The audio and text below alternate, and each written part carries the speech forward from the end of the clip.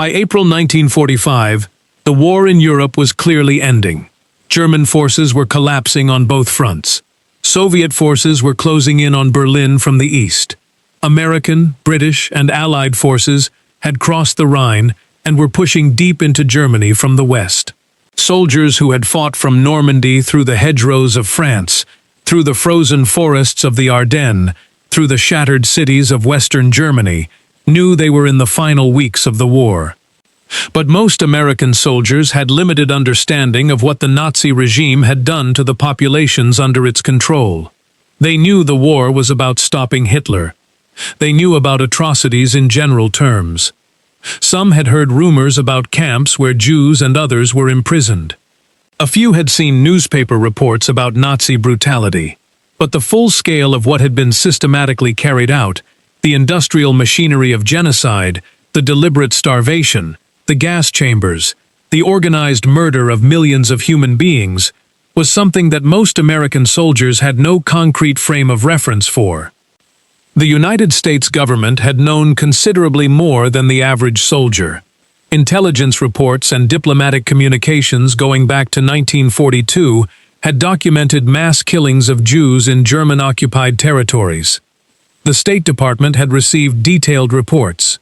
Senior officials were aware that mass murder was being carried out on an unprecedented scale. The question of what the U.S. government knew, when it knew it, and what it chose to do or not do with that knowledge remains one of the most debated aspects of American wartime history. The American media had reported on Nazi persecution of Jews since the 1930s. But the full reality of extermination had not been communicated with the clarity or urgency that the facts demanded. There were multiple reasons for this. Some journalists did not have access to information. Others had access, but struggled to make their editors and readers believe accounts that seemed too extreme to be real.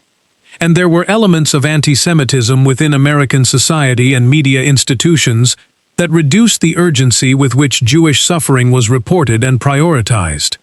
The result was that when American soldiers began encountering the camps in April 1945, most were genuinely unprepared for what they found. They had a general knowledge that terrible things had happened. They had no preparation for the specific, physical, visceral reality of what the Nazi regime had done. That unpreparedness was itself historically significant, because the shock that American soldiers experienced when they entered the camps was genuine. It was not performed. It was not filtered through prior knowledge that had softened the impact. It was raw encounter with a reality that exceeded anything most of them had been able to imagine. And that rawness is precisely what made their testimony and the documentation they enabled so powerful as evidence of what had occurred. The camps they were about to encounter had been operating for years. Some had begun as political prisoner facilities in the early 1930s. Others had been built specifically for the implementation of the final solution. By the time American soldiers arrived in April 1945, these facilities had been operating for over a decade. Millions had already died. What remained were the survivors, the bodies, the infrastructure of murder, and the evidence of what had been done.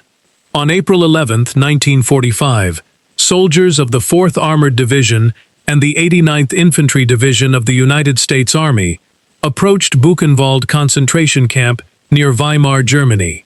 What they found would become one of the defining moments of World War II, and one of the most documented encounters between Allied forces and the reality of Nazi genocide. Buchenwald had been established in 1937, one of the first and largest concentration camps on German soil. By April 1945, it held tens of thousands of prisoners who had survived years of forced labor, starvation, medical experiments, and systematic brutality. The SS guards had begun evacuating the camp before American forces arrived, forcing surviving prisoners on death marches into the surrounding countryside. But they had not evacuated everyone. What American soldiers found when they entered the camp gates was approximately 21,000 surviving prisoners, and evidence of what had happened to the tens of thousands who had not survived. Private First Class Harry Herder, of the 80th Infantry Division, was among the first Americans to enter. He later described the experience in testimony that has been preserved and studied by historians. He said that the smell reached them before they could see anything. A smell unlike anything he had encountered in years of combat. When they entered, they found rooms stacked with bodies. Living prisoners who were barely distinguishable from the dead. Men who weighed 70 or 80 pounds. Men who could not lift their heads to look at the soldiers who had come through the gates. The soldiers gave food to the survivors immediately. It was a natural human response. It was also, tragically, dangerous. Many survivors' digestive systems had been so destroyed by starvation that eating normal food caused fatal complications. Some survivors died in the days following liberation from the effects of being fed too quickly after extreme malnutrition. Medical personnel had to intervene to regulate the feeding of survivors. A heartbreaking reality that illustrated how completely the Nazi system had damaged the bodies of those it had not killed. But the most significant thing that happened at Buchenwald in the days following liberation was documentation. General Eisenhower visited Buchenwald on April 12th, the day after liberation. He walked through the camp. He saw everything. And what he saw produced the decision that would shape how the liberation of the camps was recorded and remembered. Eisenhower sent a cable to Army Chief of Staff General George C. Marshall describing what he had witnessed. He wrote that the things he had seen beggar description. He called it his duty to relay what he had seen, because he felt that the evidence should be immediately placed before the American and British publics. He understood, with a clarity that was remarkable for a military commander in the middle of an active campaign, that what he had seen needed to be witnessed by as many people as possible. And he understood that the witnessing needed to be documented. His orders went out immediately. Film crews were brought to Buchenwald and other camps. Signal Corps photographers documented every aspect of what they found. Journalists were brought in, and most significantly, a congressional delegation was invited to visit. On April 15, 1945, 4 days after the liberation of Buchenwald, CBS radio correspondent Edward R. Murrow broadcast a report from inside the camp that remains one of the most important pieces of journalism in American history. Murrow had spent years reporting from Europe during the war. He had broadcast from London during the Blitz. He had reported from bombed cities, from military operations, from the front lines of the European theater. He was not a man easily shaken. When he entered Buchenwald with the 1st American Forces, he spent time walking through the camp, talking to survivors, examining what he saw, and then he sat down and wrote what he would broadcast. He began his broadcast with a warning. He said, "I pray you to believe what I am about to tell you." He said he was fully aware that his report would be hard or impossible to believe. He then described, in plain and specific language, exactly what he had seen. The bodies stacked like cordwood, the survivors who weighed 70 pounds, the children he encountered, the smell, the infrastructure of the camp designed for systematic killing. He described standing in a barracks where the dead and the living lay together, because the living no longer had the strength to move the dead away from themselves. He described a man who tried to lift his hand in greeting and could not complete the gesture.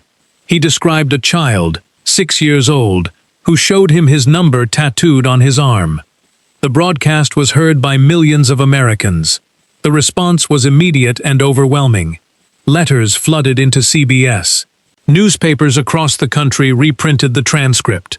Murrow's words gave Americans who had been hearing abstract reports about Nazi atrocities a specific, human, immediate account that they could not dismiss or minimize.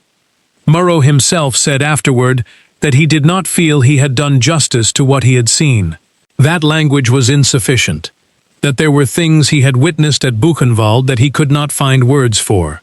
That admission, from one of the most gifted broadcast journalists in American history, said more about the scale of what had been done than any specific description could. The broadcast had a specific political impact. American public opinion, which had been supportive of the war effort, but perhaps not fully aware of its most extreme dimension, shifted after the Buchenwald reports began appearing. The abstract war against fascism became something more concrete and more morally urgent. The camps gave the war a dimension that transcended geopolitics or military strategy. They demonstrated what the ideology that America and its allies were fighting actually produced when given unchecked power. Murrow's broadcast was not the only journalistic documentation of the liberation. Margaret Bourke-White, one of the most celebrated photographers in America, arrived at Buchenwald with General Patton's forces and produced photographs that were published in Life magazine and seen by tens of millions of readers. Her images of survivors, of the infrastructure of the camp, of German civilians who were brought to witness what had been done, became some of the most powerful visual documents of the 20th century. She later wrote that she used her camera as a defense against reality, that looking through the viewfinder gave her a small degree of psychological distance that made it possible to continue working in the face of what she was documenting. But she also wrote that she felt a profound moral obligation, that what she was photographing needed to be seen by as many people as possible, that the photographs were not journalism in any ordinary sense. They were evidence. On April 29, 1945, American forces of the 42nd and 45th Infantry Divisions arrived at Dachau, the oldest Nazi concentration camp, established in 1933 as one of the first facilities in the Nazi prison system. What happened at Dachau on that day was more complicated, more violent, and more morally complex than standard accounts of liberation typically convey. Dachau had been operating for 12 years by the time American forces arrived. It had processed hundreds of thousands of prisoners. It had been the site of medical experiments on living prisoners conducted by SS doctors. It had a gas chamber that was built, but whose use for mass killing remains historically debated. What is not debated is that the facility contained overwhelming evidence of systematic murder, and that the prisoners American soldiers found there were in desperate condition. American soldiers arrived to find approximately 32,000 surviving prisoners. They also found 39 railroad cars on a siding outside the camp. The cars were filled with bodies, approximately 2,000 dead prisoners who had been transported to Dachau on a death march from the Buchenwald satellite camp and had died during the journey. The cars had been sitting for days. The sight and smell of those cars was the first thing soldiers encountered before they even reached the camp gates. What happened next has been documented, debated, and analyzed for decades. American soldiers, confronted with the railroad cars full of bodies, and then with the conditions inside the camp, lost control of themselves in ways that military regulations did not permit. SS guards who attempted to surrender were shot. The exact number of SS personnel killed by American soldiers at Dachau on April 29 is disputed. Estimates range from a handful to several dozen. The Army later investigated what happened. The investigation was quietly closed without formal charges being brought against any American soldier.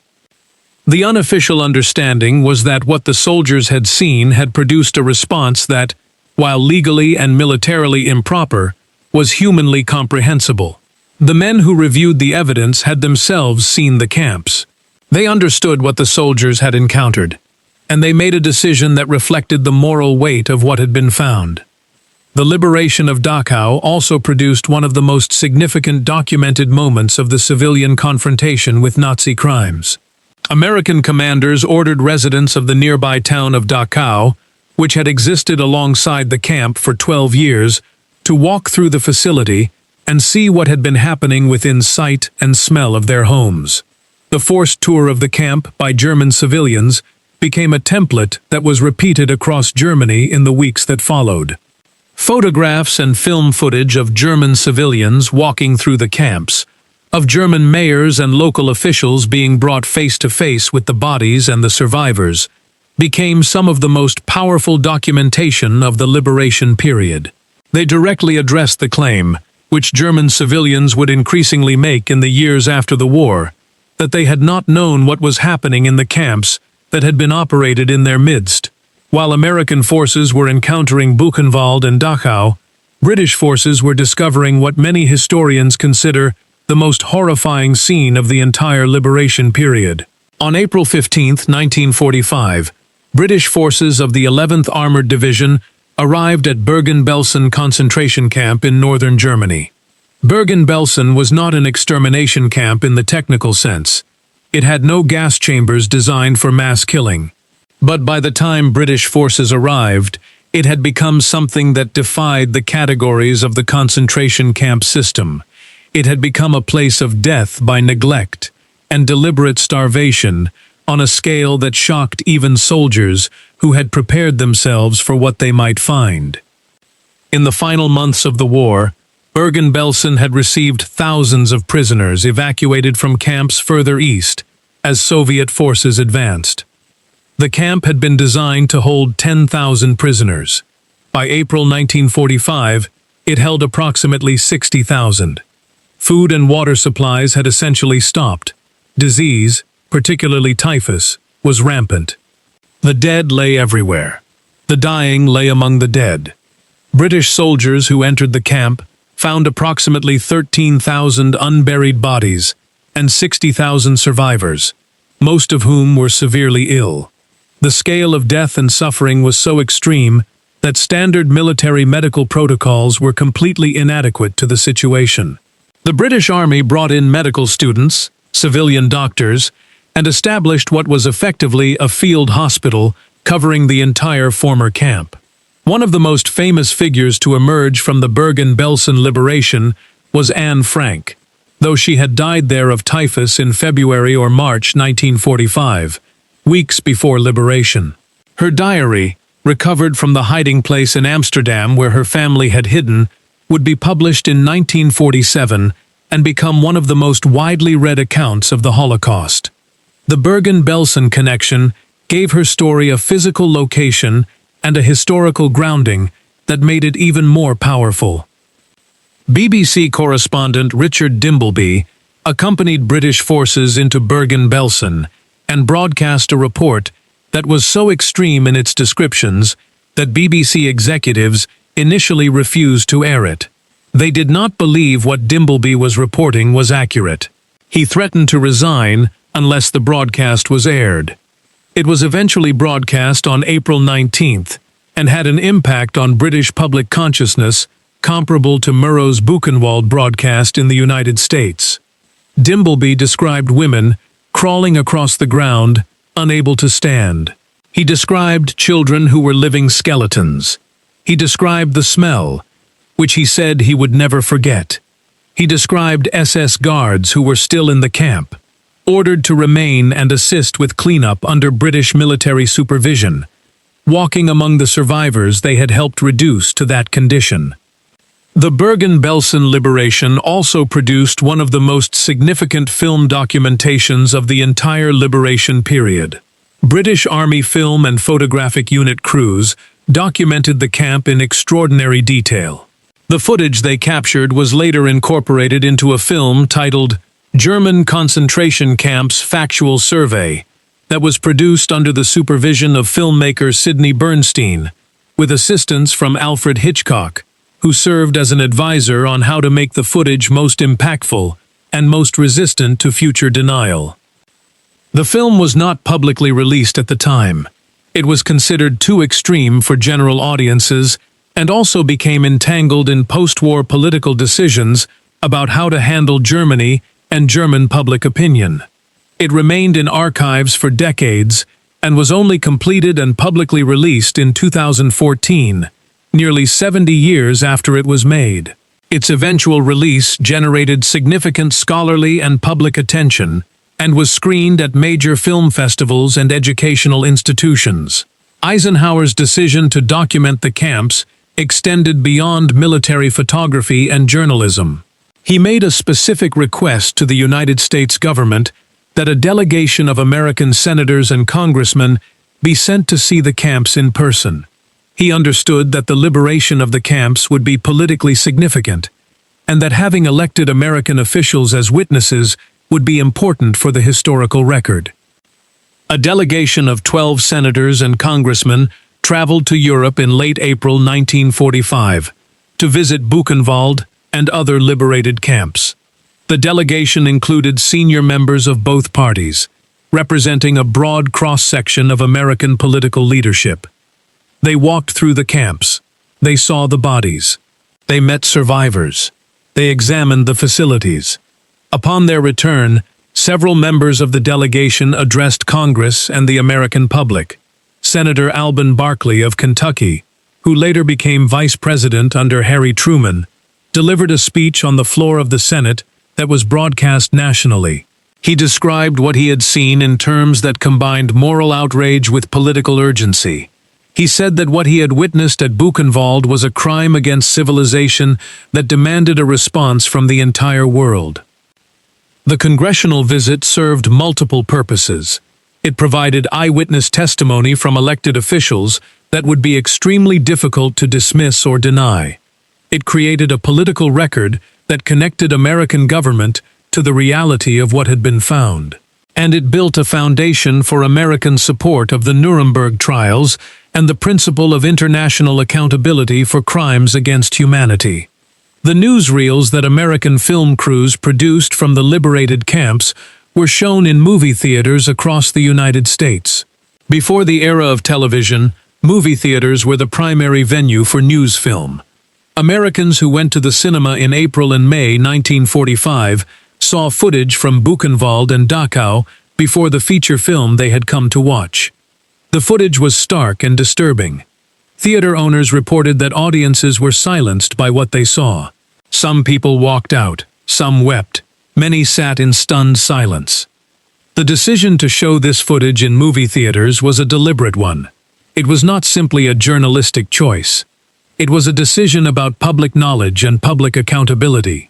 The American government and media made a judgment that the American public needed to see what their soldiers had found, even if it was deeply disturbing, because the alternative, a sanitized or abstracted account of Nazi crimes, would not produce the moral clarity that the historical moment required. This decision echoed what Eisenhower had already recognized at the gates of Buchenwald. That evidence which could be seen could not be denied. That witnessing, even uncomfortable and traumatic witnessing, was a form of moral education that had no substitute. And that the day would come when people would attempt to say it never happened, and the film footage, the photographs, the testimonies, and the official records needed to be available to prove them wrong. One of the most important and least understood aspects of the concentration camp liberations is that liberation did not immediately end the suffering of survivors. For many, the days and weeks following liberation were nearly as dangerous as the camps themselves had been. And the years that followed were defined by displacement, trauma, and a world that was not prepared to receive them. The immediate medical crisis was severe. Survivors who had been systematically starved for months or years could not simply be given food and expected to recover.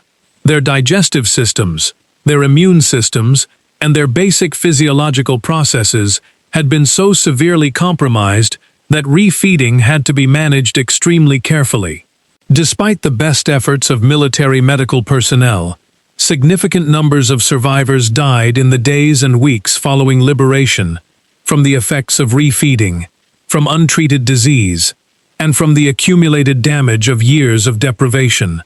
Typhus was rampant in multiple camps, particularly Bergen-Belsen. The disease spread rapidly among already weakened survivors, and also infected some of the soldiers and medical personnel trying to help them. British forces eventually burned the Bergen-Belsen camp to the ground as a public health measure, using flamethrowers on the wooden barracks that had been the site of so much suffering. Survivors who were well enough to watch said they felt nothing as the buildings burned. They had felt nothing for so long that even seeing their prison destroyed produced no emotion.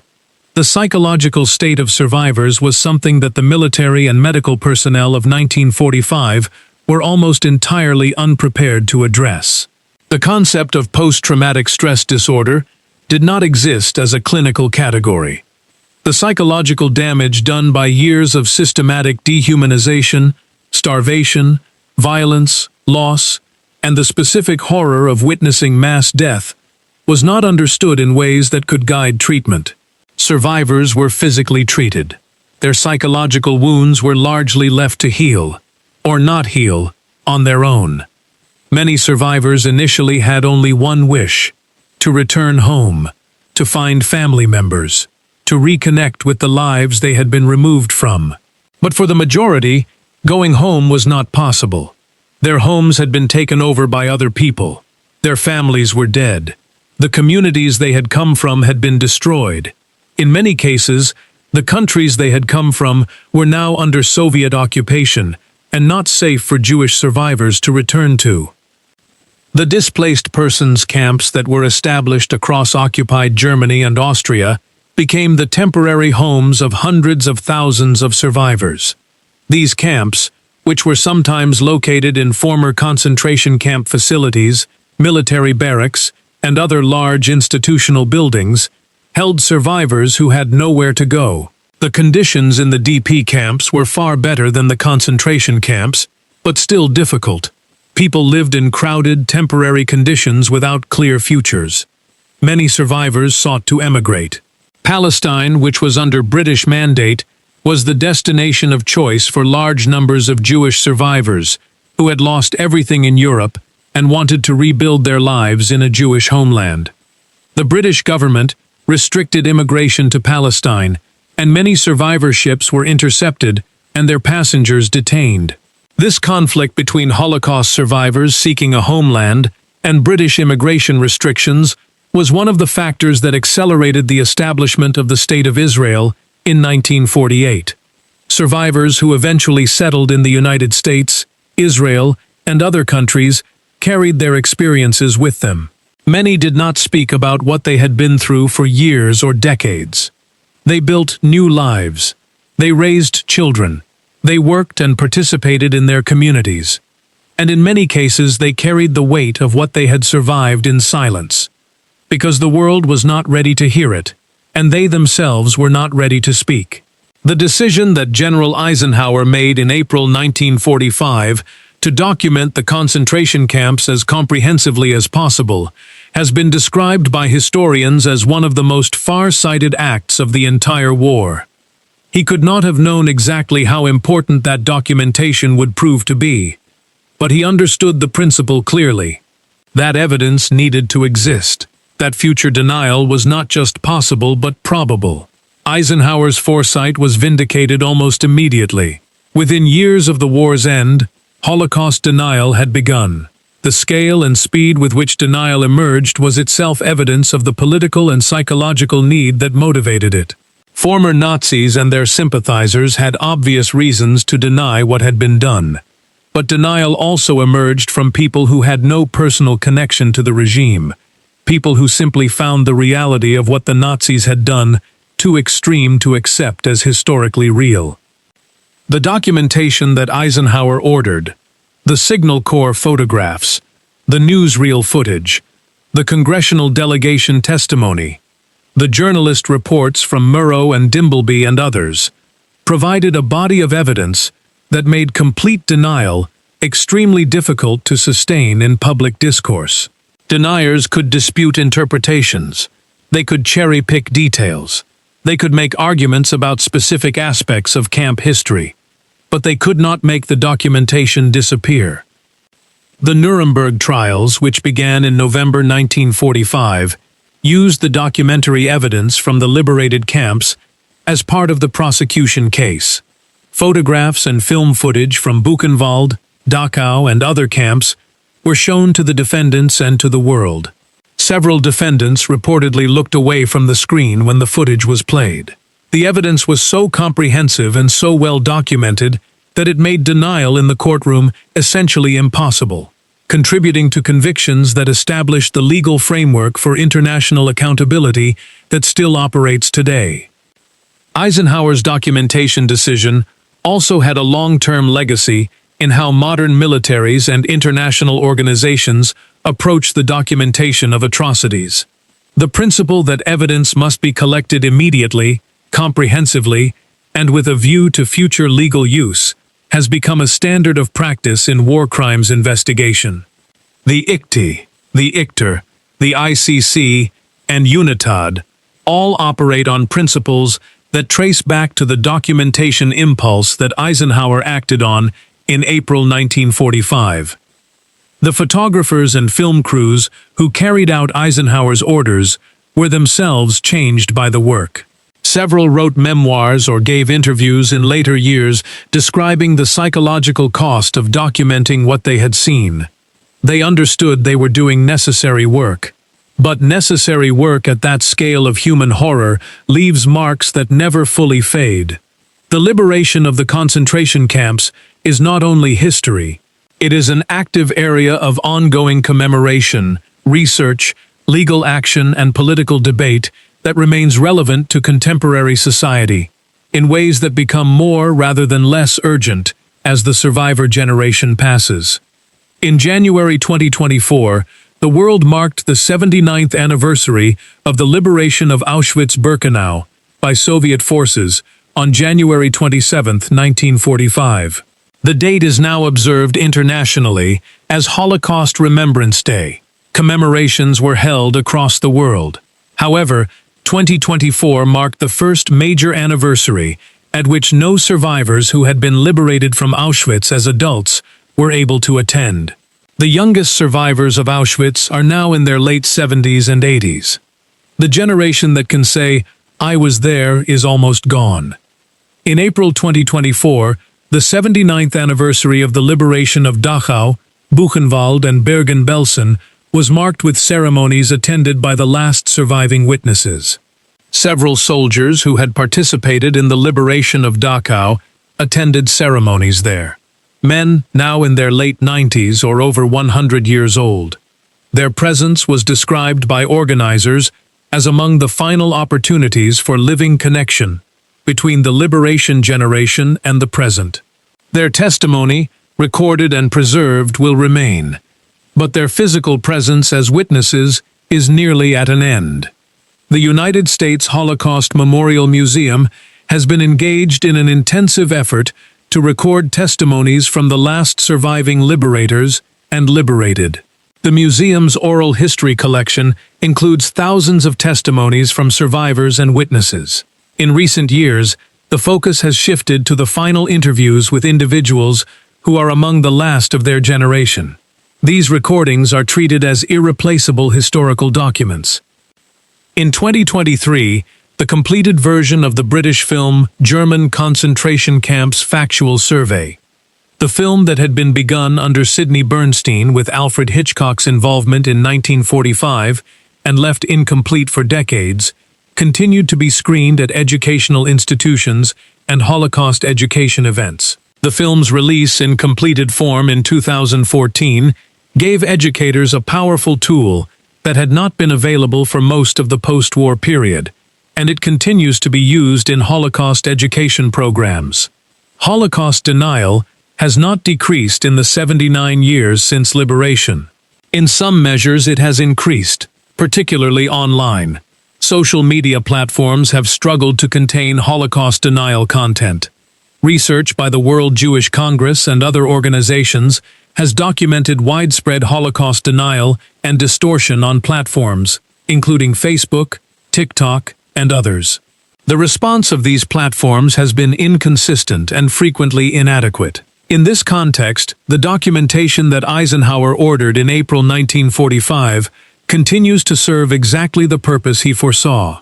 Film footage from the liberation of Buchenwald and Dachau is available online and is used by educators, journalists, and researchers to counter denial with evidence. The photographs that Margaret Burke-White took at Buchenwald are archived and accessible. The broadcast that Edward R. Murrow made from Buchenwald on April 15, 1945, can be heard today. The evidence exists. The question is whether contemporary societies are committed enough to truth, to education, and to the memory of those who were liberated and those who did not survive to be liberated. to use that evidence as effectively as the moment demands. Recent surveys showing declining knowledge of the Holocaust among young people in multiple countries represent a challenge that is directly relevant to the legacy of the liberation documentation. If the evidence exists, but is not encountered by new generations, its power to prevent denial and inform moral judgment is limited. The answer is not more evidence. It is better education, more consistent platforms for that evidence, and a sustained social and political commitment to ensuring that what was documented in April 1945 is known, taught, and remembered. In April 1945, a military commander stood at the gates of Buchenwald and made a decision that had nothing to do with winning the war. The war was already won. What Eisenhower decided at those gates was about something else entirely, about truth, about evidence, about the future. He knew with a clarity that is remarkable to reflect on that what he was seeing would be disputed, that people would deny it, that the human capacity for disbelief, for motivated ignorance, for the comfort of not knowing, would work against the historical record that needed to be established. So he ordered cameras, he ordered witnesses, he ordered elected officials to come and see. He ordered German civilians to walk through and look. He created as many points of documented contact with the reality of what had been done as he possibly could in the time available. He was right about everything. Denial came. It has never stopped. The specific claims change, but the pattern remains. It was exaggerated. The numbers are wrong. The footage was staged. Each of these claims meets the same wall of evidence that Eisenhower built in April 1945. The footage was not staged. The numbers are not wrong.